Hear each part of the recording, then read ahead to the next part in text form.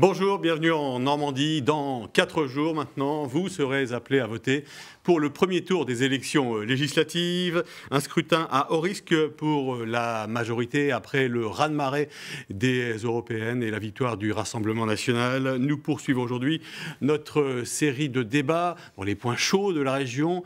Ces circonscriptions qui pourraient basculer. 28 sièges sont à pourvoir en Normandie. Et coup de projecteur ce midi sur la 4e circonscription de la Manche, celle de Cherbourg en Cotentin. Elle est détenue depuis 2 ans par la députée socialiste Anna Pic, qui est avec nous et qui va pouvoir échanger dans un instant avec ses adversaires.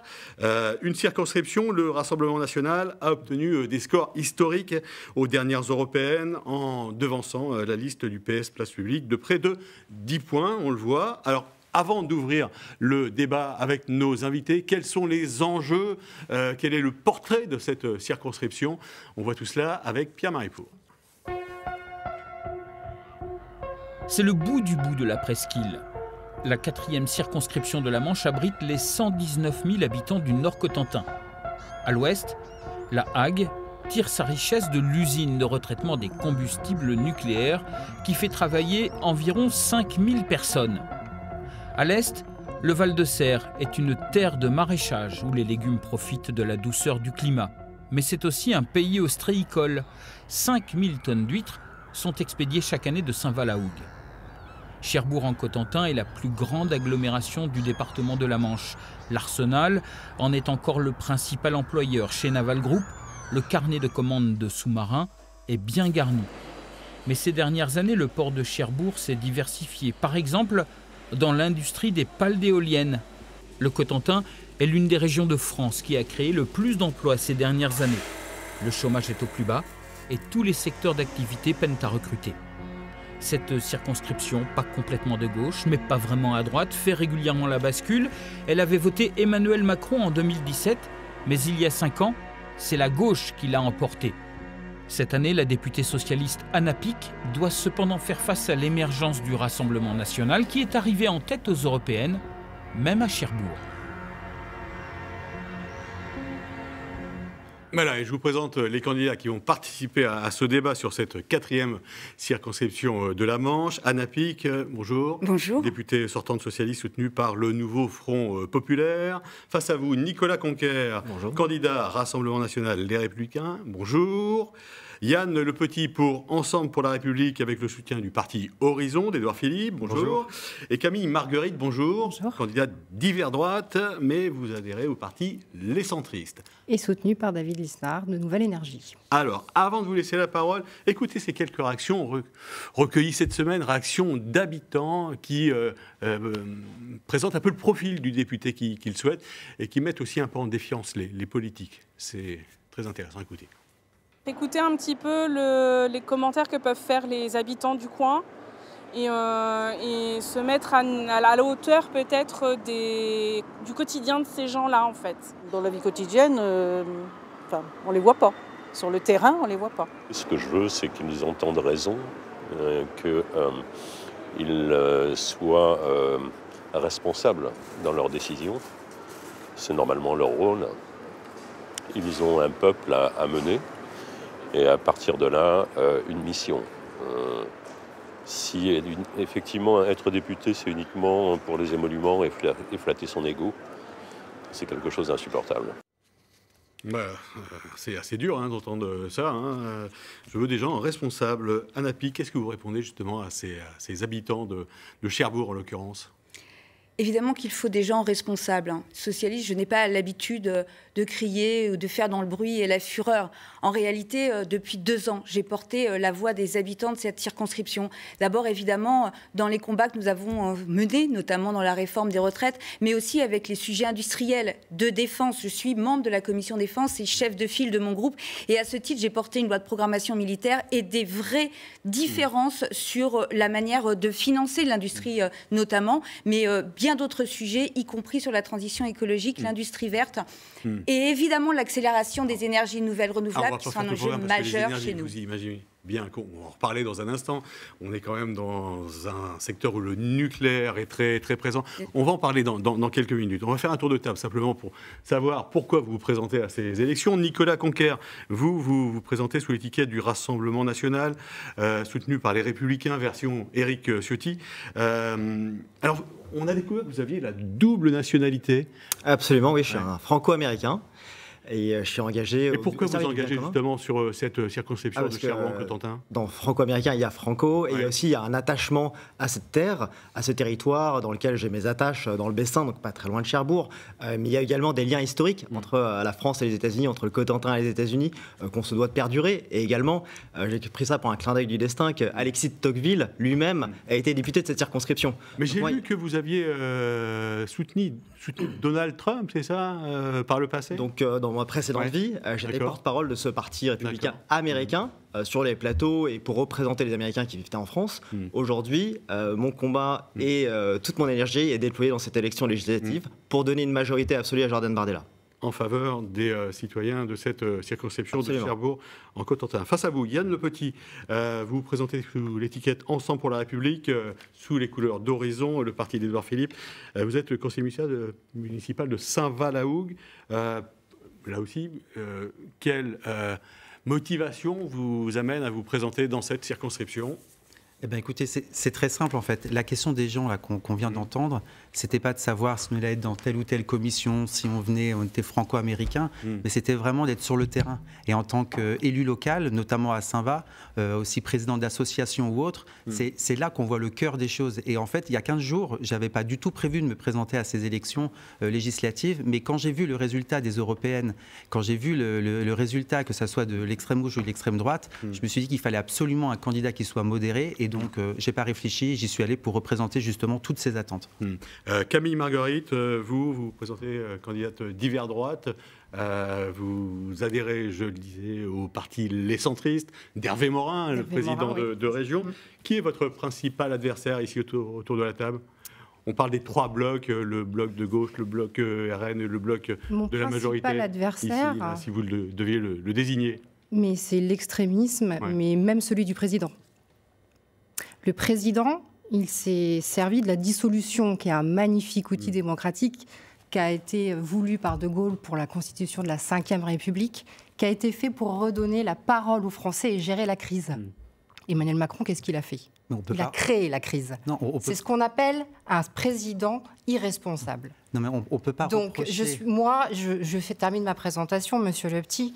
Je me suis présentée parce que j'en ai marre que depuis 7 ans, on nous impose de choisir entre le bloc central, le bloc d'extrême gauche et le bloc d'extrême droite. Ça suffit. Je crois Il y a une autre voie de cesser d'utiliser le mot extrême à tout bout de champ, parce que en tant que socialiste, je l'ai dit, je suis quelqu'un qui travaille, et j'ai d'ailleurs travaillé, vous le savez, comme élu local pendant de nombreuses années, et que en conséquence, je crois que je suis rarement dans le bruit et la fureur, je suis rarement dans l'extrême, je suis socialiste. Oui, mais vous êtes une minorité dans votre majorité, puisque quand on fait un attelage avec le NPA et la LFI, avec des candidats investis fichés S, ça me paraît compliqué. On va parler quand même de la vie des habitants de cette circonscription, ça va les intéresser, notamment sur le pouvoir d'achat.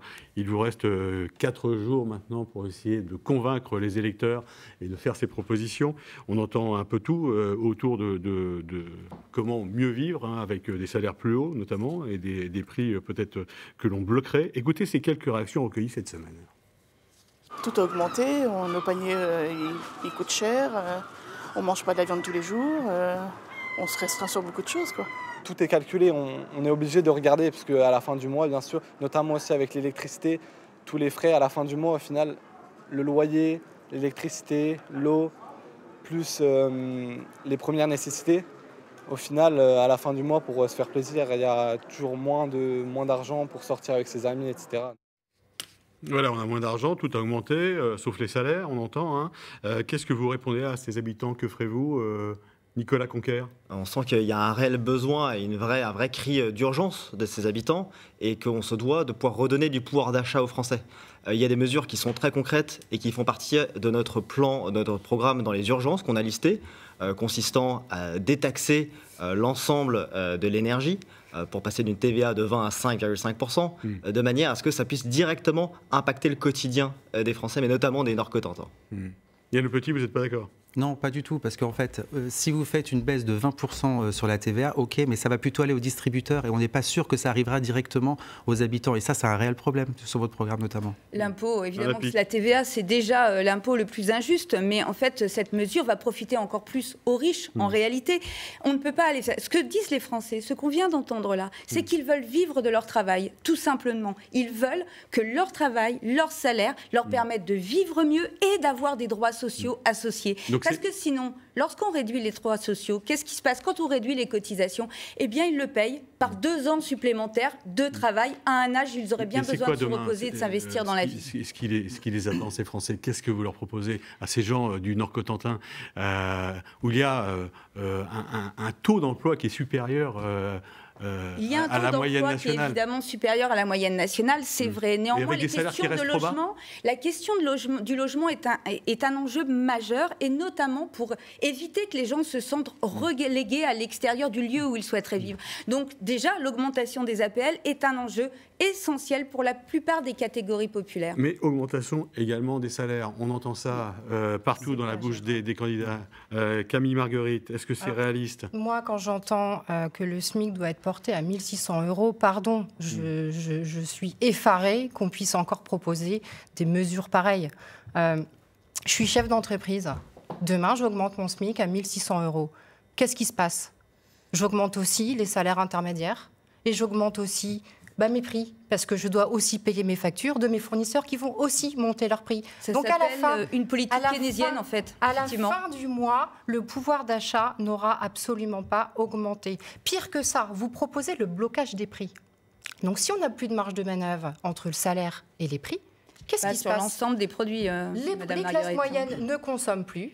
Et c'est le chômage qui repart à la hausse, le chômage de masse. Il faut dire que votre programme économique, il a déjà été fait en 81. On voit ce que ça a donné. Alors, le chômage de masse, ce n'est pas vraiment le cas dans le Nord-Cotentin. On est à moins de 5% de taux de chômage, c'est le plein emploi. On a plutôt du mal à trouver de la main-d'œuvre. Il y a 5000 postes à pourvoir dans ce secteur du Nord-Cotentin. Qu'est-ce qu'on fait, Yann Le Petit, pour attirer les ménages dans cette région? Alors, on peut jouer sur, on va dire, 4 leviers. Déjà, l'habitabilité. Effectivement, il faut absolument que les coûts...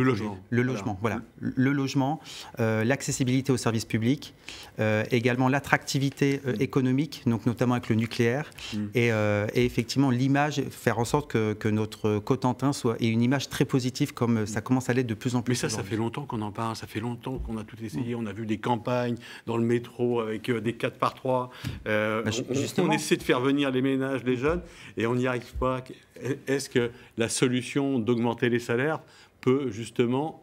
Alors, séduire augmenter les salaires, oui, mais en baissant les charges et les cotisations patronales. Parce que qu'est-ce qui fait... Non, mais c'est sûr. Donc, en faisant travailler plus les gens pour moins de droits sociaux. Si je comprends bien, c'est exactement ça. Vous n'avez pas compris. On a déjà fait 2 ans de plus dans la vie professionnelle pour pouvoir financer ce don généreux. Il y a des salariés qui réclament le droit de travailler plus et de gagner plus. Voilà. En fait, c'est très simple. Si vous avez 1 799 € bruts, vous gagnez, après, en enlevant toutes les taxes, toutes les cotisations, merci, vous arrivez au SMIC. En baissant ces cotisations, automatiquement, nous impacterons le salaire des salariés, mais nous ne toucherons pas non plus aux entreprises et nous ne créerons pas plus de chômage. Alors, le Cotentin, c'est aussi une terre d'énergie. Vous en parliez tous les 4 il y a un instant, avec la centrale de Flamanville et son réacteur EPR qui aura mis 19 ans avant d'être mis en service. Une facture qui a été multipliée par 6, 19 milliards d'euros, selon la Cour des comptes. Peut-on tourner la page du nucléaire dans le Cotentin? Qu'est-ce qu'on fait? Est-ce qu'on multiplie justement la construction d'EPR, EPR2, notamment à Panly? Écoutez ces quelques réactions recueillies cette semaine. On a un point fort, c'est le nucléaire. Pour moi, il ne faut pas renoncer au nucléaire parce que le nombre d'emplois que ça génère sur le Cotentin, c'est énorme. Et puis maintenant, on sait que la priorité, c'est le changement climatique. Et sans le nucléaire, je pense qu'on n'y arrivera pas. Ça permet aussi de ne pas forcément devoir importer l'électricité d'autres pays et de la reproduire sur place. Donc aussi d'avoir une source d'énergie à proposer aux Français moins cher et plus près de chez eux. Bien sûr, il y a des risques liés au nucléaire, mais par exemple au niveau écologique, les rejets sont quand même moindres que d'autres sources de production.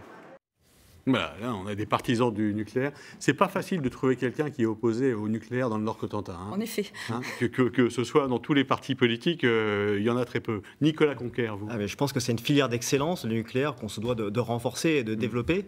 On se doit de mettre en avant cette énergie qui est absolument décarbonée et voilà, qui fait la fierté de notre industrie. Et ça doit être soutenu, amplifié. Et c'est vraiment un moyen pour nous de développer l'attractivité du territoire en continuant à développer sur cette voie-là. Ce qui n'empêche pas d'envisager de la diversification d'énergie. Il ne faut pas tomber dans l'idéologie. Il ne faut pas tomber. Non, mais en fait, vous êtes conduit par de l'idéologie et vous-même, chère madame, vous êtes pris dans une coalition de la honte qui a une position très ambiguë par rapport à ces sources énergétiques. Monsieur, est-ce que vous pourriez utiliser des termes qui soient un peu moins diffamants? Et par ailleurs, non, je ne suis pas pris dans une coalition qui m'empêche de penser ce que je pense, puisque la réalité, c'est que... Vos votes parlent d'eux-mêmes, chère madame. Justement, j'ai toujours dit et j'affirme que l'urgence absolue, c'est la décarbonation du mix, que pour ça, nous avons besoin de cette base pilotable qui est la production électronucléaire.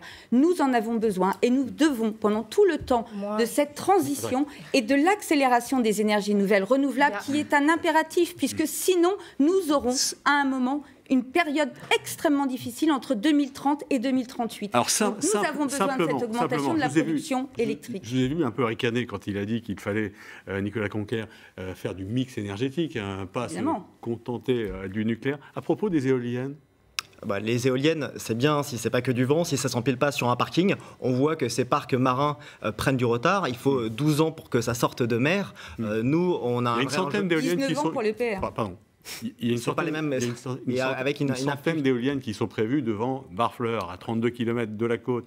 On pourra demander aux habitants de Saint-Nazaire si ça ne les gêne pas d'avoir ces éoliennes. C'est un vrai problème. Il y a des vrais enjeux et c'est les mêmes problématiques. Ils les verront de la même manière depuis la côte. Donc prenez en compte ce ressenti et voyez aussi du point de vue des armateurs et des pêcheurs dans quelle mesure ça vient réduire leur zone de pêche. Donc, vous, demain, député de cette circonscription, vous vous battez contre ce parc. Ça ne doit pas être conduit par l'idéologie, ça doit être conduit de manière rationnelle et responsable.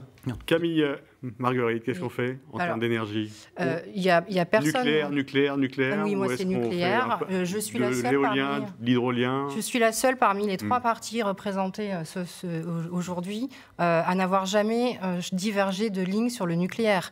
Là, vous avez reçu Madame Rousseau l'année dernière qui est venue se recueillir sur la stèle des Irradiés en disant que le combat... Je suis socialiste, je ne suis pas écologiste. Oui, mais vous êtes une minorité dans votre coalition, Madame Pig. Vous n'aurez pas le choix. Madame Rousseau vient se recueillir sur la stèle avec les locaux antinucléaires, la stèle aux Irradiés, en disant haut et fort que le nucléaire est un délire prométhéen. Monsieur Le Petit, votre président Emmanuel Macron a changé d'avis en 2017. Merci, il est revenu à la raison. Et Marine Le Pen a déclaré elle-même que le nucléaire était dangereux. Alors on n'a pas entendu la position justement de Diane Le Petit à ce sujet, et puis on va passer à un autre thème. Très simplement, nous sommes pour le nucléaire et pour le développement du nucléaire, alors que Mme Pic n'y est pas du tout. Il faut arrêter de me prêter des intentions que je n'ai pas. Ça, écoutez, c'est très factuel. Vous avez voté contre le projet de loi d'accélération de l'énergie nucléaire low cost, tout le monde y est opposé. Oui, bien sûr, mais en même temps, quand on commence à voter contre, ça montre bien les ambitions. Allez au bout de votre argumentation. Et au niveau du développement durable, nous sommes bien entendu pour d'autres énergies renouvelables à partir du moment où il y a une vraie concertation avec les habitants, et c'est ce qui a manqué par rapport à Barfleur dans le Val-de-Sèvres. Alors, il y a d'autres thèmes qui sont invités dans cette campagne. On parle beaucoup de sécurité ou de sentiment d'insécurité. Une récente enquête de l'INSEE montre que la ville de Cherbourg est en tête des villes, on a découvert ça, de plus de 50 000 habitants, les plus sûrs de France. Pourtant, il y a 15 jours, on a vu ces émeutes dans le quartier des Provinces à la suite du décès de ce jeune de 19 ans tué par une policière de 46 ans. Est-ce que vous dites que Cherbourg, malgré ces événements, est vraiment une ville plutôt tranquille, je dirais, que la sécurité n'est pas un problème? Nicolas Conquer. En fait, la sécurité, c'est un enjeu, c'est une liberté fondamentale et primordiale. L'enjeu, c'est pas que ça le soit aujourd'hui, mais que ça le demeure. Je ne veux pas que Cherbourg descende dans ce classement. Et il faut s'efforcer de rappeler que c'est absolument fragile, qu'il y a eu des émeutes très violentes avec des violences qui n'ont pas été condamnées. Il y a aussi des faits absolument sordides qui sont produits récemment, des viols absolument scandaleux, vraiment, et dans lequel il faut vraiment s'assurer qu'on mette fin à ce laxisme judiciaire pour rétablir l'ordre. Et pardon, mais la justice n'est pas encore passée. Donc je pense qu'il faudrait éviter de déjà donner son avis sur une décision qui n'a pas été prise par la justice. De volonté politique. Non, mais sur la question, effectivement, sur la question de cette montée de la délinquance, et on voit bien que c'est une des préoccupations des Français, et c'est peut-être pour ça que certains partis progressent dans les urnes. Qu'est-ce qu'on fait? Est-ce qu'on en fait une priorité sur cette circonscription? C'est une priorité toujours. C'est une priorité nationale, ça c'est sûr, mais il faut en fait repartir de la base. Les incivilités, c'est aussi, faut partir de l'école. Il faut refonder l'école pour remettre aussi un peu d'autorité dans l'école et repositionner les enfants pour que la nouvelle génération puisse retrouver les codes qu'avaient aussi nos grands-parents ou autres, qui étaient beaucoup plus polis. On dirait du jardin. En 2024, s'il vous plaît. Pas du tout. Mais voilà, donc il faut refonder l'école et puis après, il faut aussi aider par exemple les familles monoparentales. Une mère avec son enfant tout seul, elle est toute seule chez elle, il faut qu'elle travaille parce qu'effectivement la vie est de plus en plus compliquée et elle ne peut pas. 7 ans pour ça Écoutez, on a déjà bien avancé. Le sentiment d'insécurité augmente, ça fait 7 ans que vous êtes aux manettes. Mais c'est un contexte aussi, on a eu différentes crises qu'il a fallu gérer et tout ça, en fait, on ne peut pas tout faire en même temps. Et ça, c'est une de nos priorités aussi qui sera pour les... En même temps, on ne peut pas tout faire. On arrive pratiquement à la fin de cette émission. Si vous êtes député, alors pour la première fois ou réélu au soir du 7 juillet, c'est quoi votre message? C'est quoi votre priorité? La priorité absolue, c'est évidemment de porter la parole de ceux qui travaillent et de ceux qui vivent sur cette circonscription. D'abord, pour plus de justice sociale, pour le rétablissement de la progressivité fiscale, que ça ne soit pas toujours les classes moyennes qui payent, mais qu'aussi il n'y ait plus d'impunité du milliardaire. Et puis, pour, mais ça, c'est évidemment... du discours de campagne. Non, ce n'est pas un discours de campagne. Très concrètement, aujourd'hui, je fais partie d'un rassemblement qui sont aussi présents des syndicalistes, des organisations civiles, des associations féministes, des associations de lutte contre les discriminations, et c'est avec eux que je construirai les prochains amendements, et avec eux que, évidemment, nous pourrons faire porter la voix de ce territoire. On fait vite. Juste un mot pour conclure. Qu'est-ce que vous avez à dire aux électeurs qui doivent se déterminer dimanche? Mais si vous votez pour moi, vous permettez à un gouvernement d'unité nationale d'avoir une majorité absolue et d'envoyer Jordan Bardella à Matignon, et ainsi pouvoir redresser la France. Alors moi, ce que je voudrais dire, c'est que la législative, c'est au-delà de l'aspect national, c'est aussi une élection qui est locale, et le député doit être local. Donc là, c'était le 80e, on a assisté à 2 parachutages du genre masculin. Donc je voudrais quand même rappeler que sur ce plateau, il n'y a que les femmes qui sont... Précisez un peu les choses, parce que là, vous dites... Des élus locaux. Nous sommes des élus locaux. Clairement... Non, mais vous n'êtes pas allé au bout, en fait. Vous dites qu'il y a eu des parachutages. Oui, nous avons 2 homologues masculins qui ne vivent pas sur la Circo. Je veux dire, quand même, pour représenter le territoire, c'est un petit peu embêtant. Localement... Je soutiendrai les grands projets, et nationalement, je refuserai tous les accords, un mot pour conclure. Il y a le petit, pareil. Alors moi, je m'adresse directement aux habitants. Je leur dis juste qu'il faut aller vers les partis modérés. Et comme l'avait soutenu dans une tribune Bernard Cazeneuve et Édouard Philippe, il faut vraiment se tourner vers les partis de la République. Voilà, et bien le message sera peut-être entendu, on verra ça dimanche soir. On va voir les autres candidats qui seront face à vous pour le premier tour dimanche. Yann Dacruz, Légez-le pour Reconquête, El Abdelkader Benrabdan pour Lutte ouvrière, et puis ce soir on aura un autre débat sur France 3 à Normandie à partir de 19h45 en collaboration avec France Bleu. On s'intéressera à Coutances-Valognes, c'est toujours dans la Manche avec des enjeux, et également un autre débat qui risque d'être pas mal suivi, c'est celui entre Joël Bruno et Emma Fourreau sur la première du Calvados. Voilà, bonne journée sur la 3 et à ce soir.